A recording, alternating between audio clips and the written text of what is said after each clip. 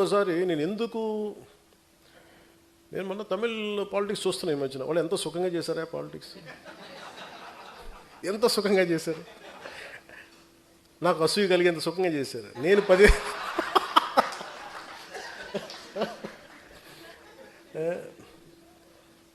కటౌట్లు పెట్టుకుంటే గెలిచేశారు.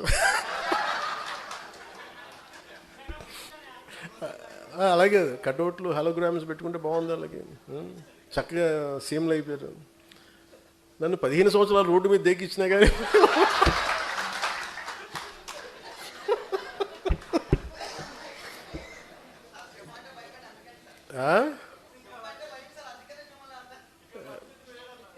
సరదా తెలియదు. అంటే ఎందుకంటే